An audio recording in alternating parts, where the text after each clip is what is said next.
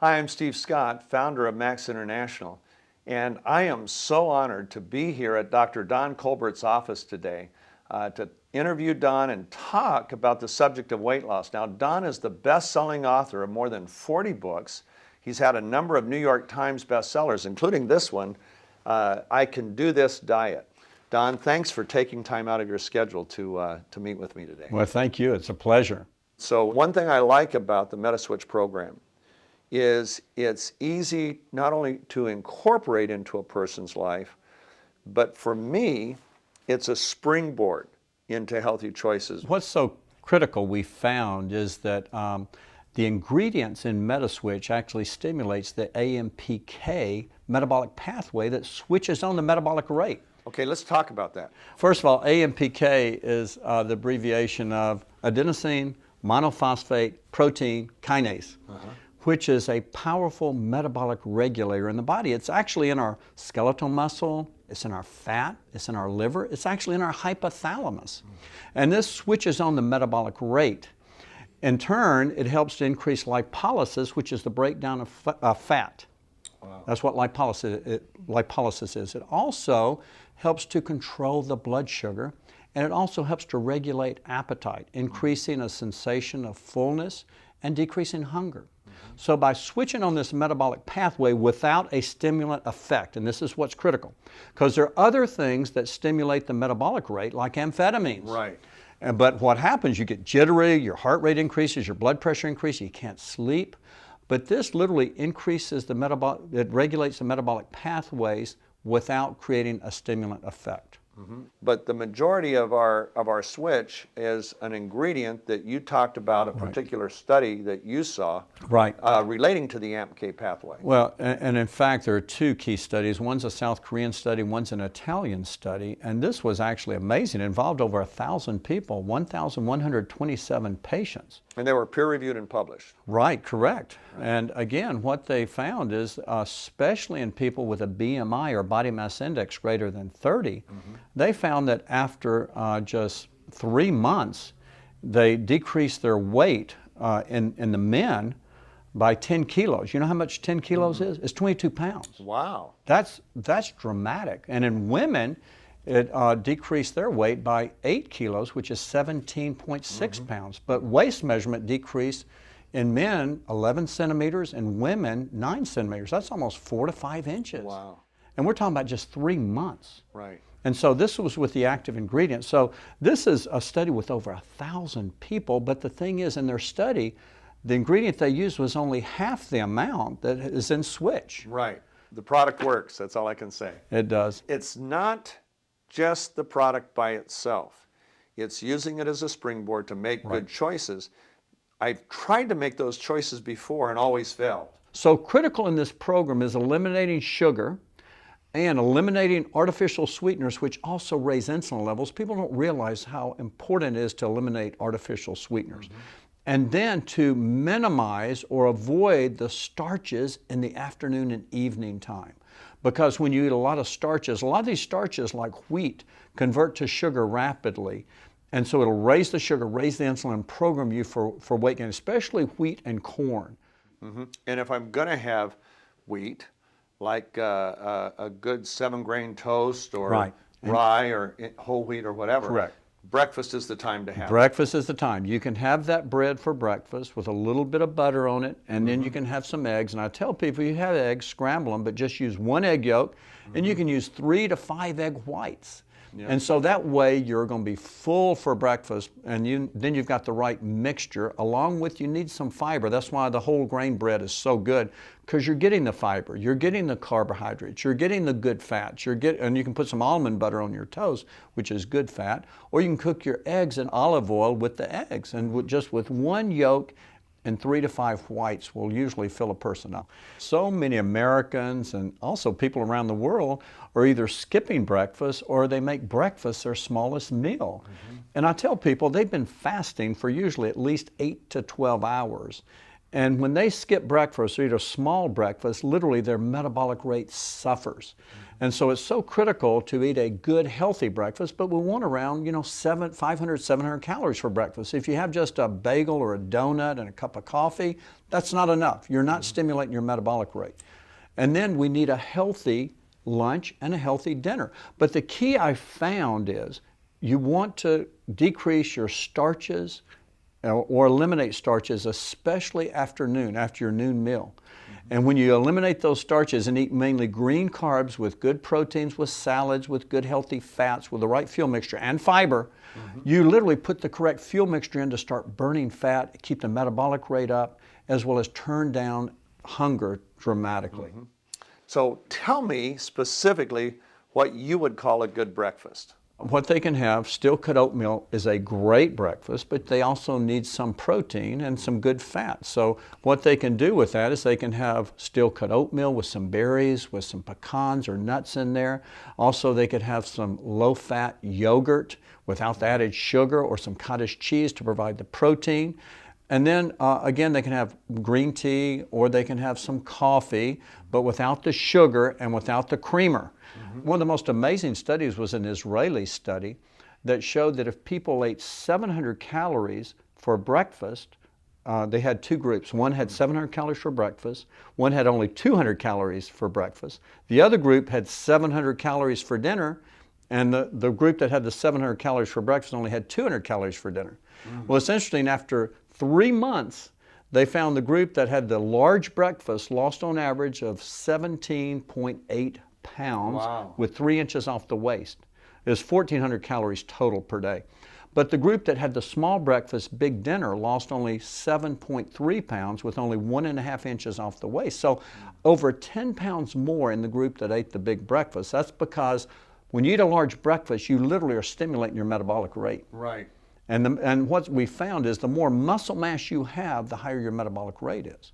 And so a lot of people burn muscle as fuel, because when you go without eating, your body starts dipping into muscle as fuel. And when you burn muscle as fuel, you're lowering your metabolic rate.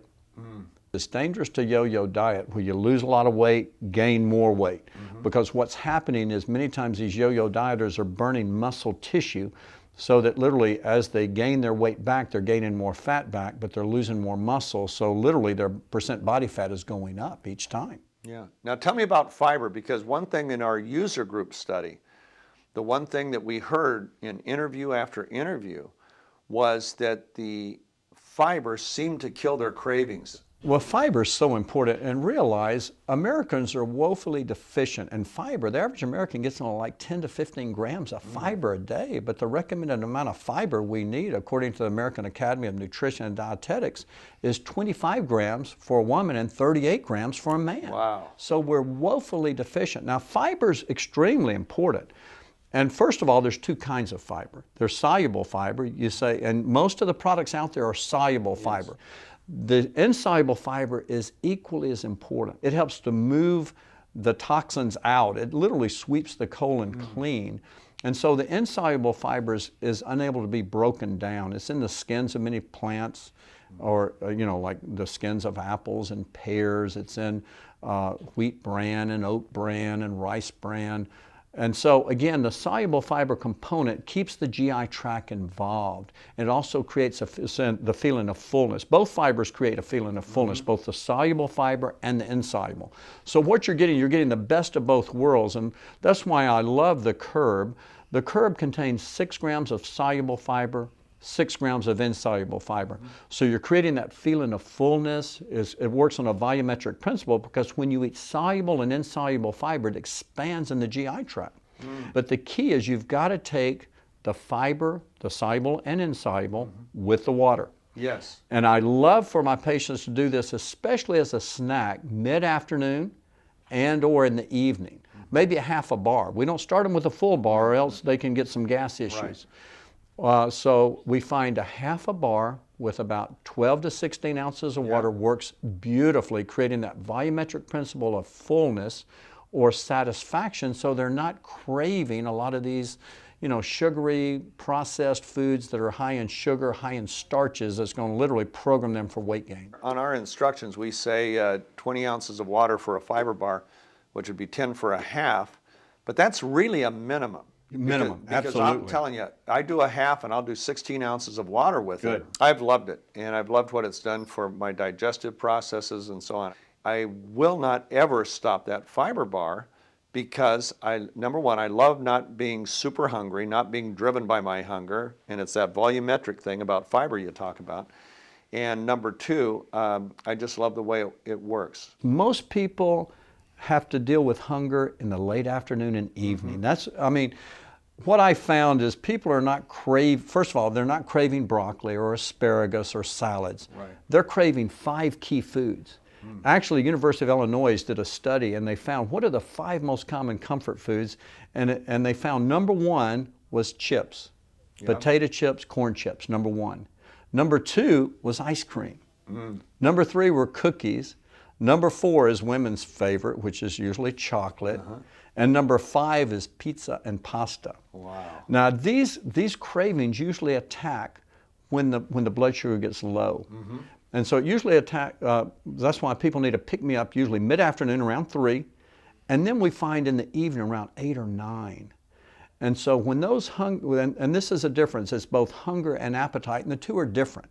See, hunger is a physiologic need for food based on low blood sugar. Right. Whenever your blood sugar dips low, bingo, you get a signal from your hypothalamus, your appetite center, your brain, to eat. And eat something that's going to raise the sugar as fast as you can. So you're going to reach for a candy bar or a cookie or chips or something to raise that sugar. Now, what we find is if we can, in turn, keep that blood sugar stabilized by fiber and by the right fuel mixture, guess what? We turn off hunger. One thing that was pointed out to me a while back, there was a new study that came out, I think I saw it on one of the news programs, that most American adults consume 25% of their calorie intake for the day after 8 o'clock in the evening. Oh, wow. Yeah, and those 25% of calories, guess what they are? They're all the foods I just mentioned. Yeah, Probably. they're all the things you're not supposed to eat. And I started watching how my family eats. Well, we'll typically have a dinner around 6 o'clock, and I started watching, and sure enough, 8 o'clock would roll around. The comfort foods. Oh, here they come. Right. You know, that's when the ice cream comes out. That's when the chips come out. Now, Steve, that's why what I put in my book is the Can-Do Diet. We put in Can-Do Confessions.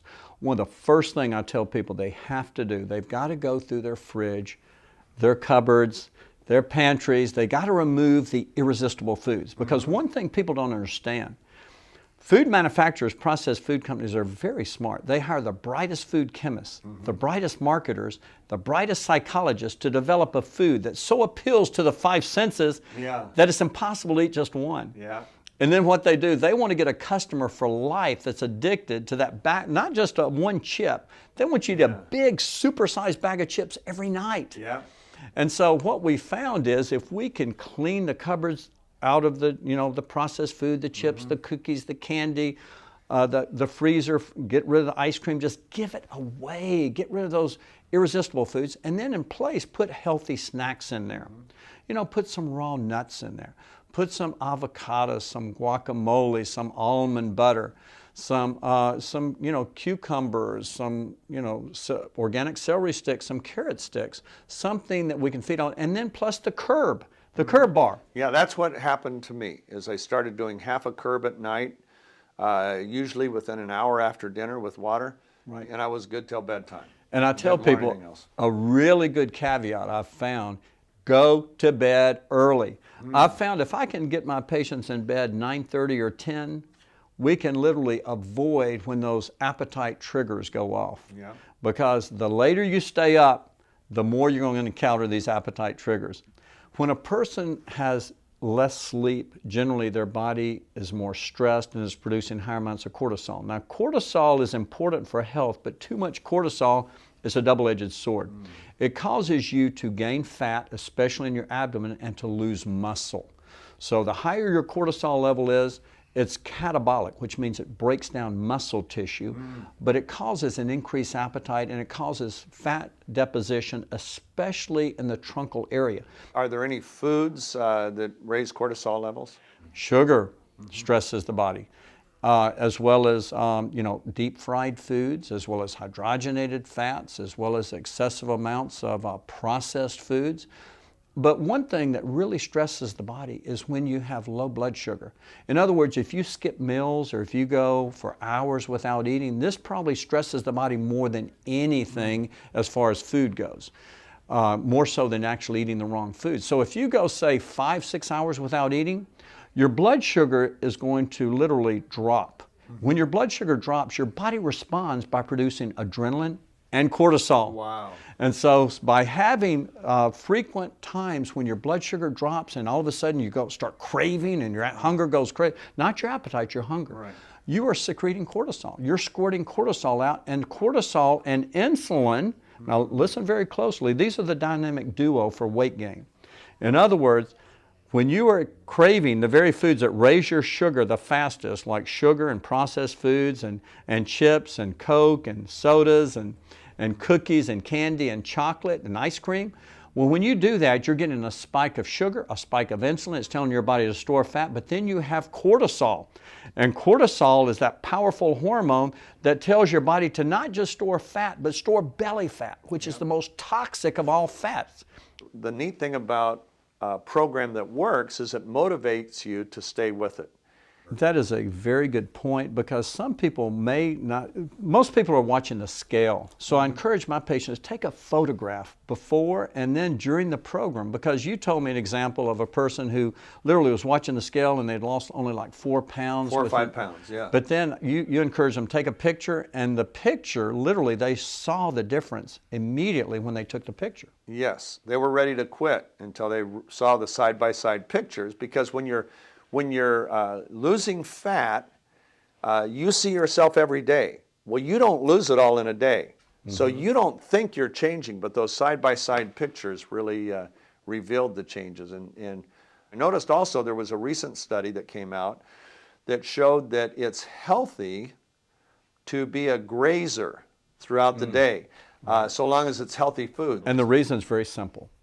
Because if you're grazing throughout the day, you're not getting that blood sugar drop. When you get that blood sugar drop, all of a sudden, you have just released adrenaline and cortisol that's going to literally cause increased cravings for the very foods, high sugar foods, high starch foods, that's going to raise your sugar, raise your insulin, and program you for fat storage. Yeah. But another very important caveat, I'd say that's so simple but so profound, is activity. I don't even like to use the word exercise, because so many of my patients, whenever I say the word exercise, immediately they, fold their arms or, turn me off. So I say just increase your activity level.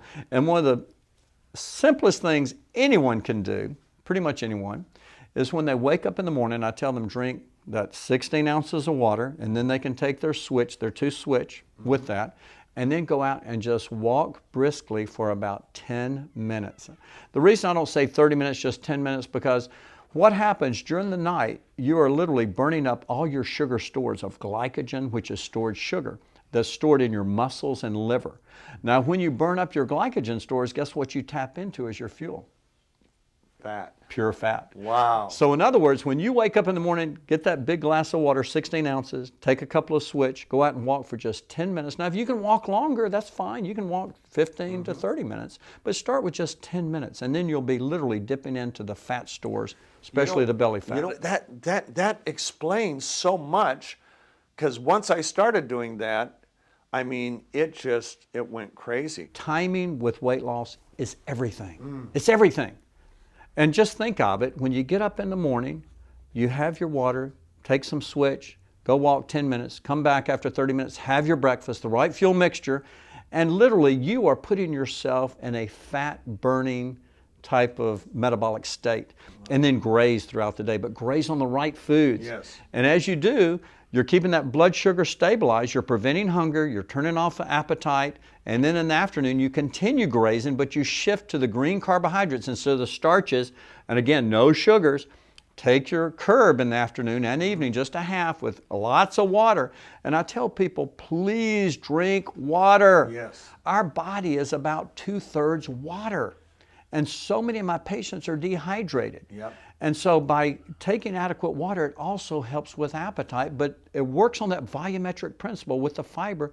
And again, it keeps that blood sugar stabilized. It turns off hunger. It turns off appetite. Oh. And it gives you energy. And I never heard that before. Sure. Oh, and we see that a lot. That's why we have to not only choose the right foods, but also the correct beverages. Unfortunately, most people are choosing the wrong beverages that literally set them up for weight gain by choosing the sodas, the juices. People say, oh, it's orange juice, or it's apple juice, or it's grape juice, chock full of sugar. And then these sweetened coffees from, Starbucks, even though they taste really good, they're full of sugar, they're full of cream and whipped cream and things like that, and dairy products that literally invite the weight gain into your body. Now, what do you say to the people that say, oh, but I only drink diet sodas? Well, Big again, ones, but only drink diet sodas. What they don't realize, studies have found that diet sodas contain usually either NutraSweet or aspartame or Splenda. And these are super sweeteners that, yes, they don't have calories in them, but studies have shown they raise insulin levels and they raise your appetite. They increase your appetite for more sugar and more starch. More carbs. More carbs. What we find, these artificial sweeteners raise insulin levels. And so insulin, remember, is the greatest hormonal promoter for weight gain, because when you raise insulin levels, you are unknowingly telling your body to actually store fat and not to burn fat when you exercise. That's what you do when you raise insulin levels. So it's critically important to lower sugar, lower insulin levels by the right combination of foods, and then avoid sugars and artificial sweeteners. What other uniquenesses have you seen in the Metaswitch program, the fiber bar? One thing we've not talked about in the Metaswitch is the ribosine molecule that's in there. See, ribosine is a combination of D-ribose with cysteine that is a unique molecule. There's no other molecule like this. And when a person is losing weight, they start to release from their fat cells all kind of toxins. I mean, solvents, pesticides. See, the body is unique in that when the liver can't effectively detox certain chemicals, toxins, pesticides, the body simply puts it in the fatty tissues. Wow. So most people don't realize that. So when people start dieting, their body starts releasing all kind of toxins, solvents, pesticides, herbicides, all kind of toxins. And so people start getting brain fog, fatigue, they feel dopey, they feel terrible, and they don't realize what's going on. So the important part of the switch is it contains the ribosine molecule that literally has the sulfur portions of the molecule that literally acts like flypaper, trapping these toxins, heavy metals, solvents, pesticides, herbicides, and escorting them out of the body. So as they're losing weight, they are detoxifying, which is different from any other product I've seen. I'm so grateful for not only this interview, but the fact that you are on our medical board, the fact that you have made yourself available to us in so many ways and helped change so many lives. And I'm just eternally grateful to you. Well, thank you. It's been a pleasure. And again, we want to get the information out. Amen. Thank you.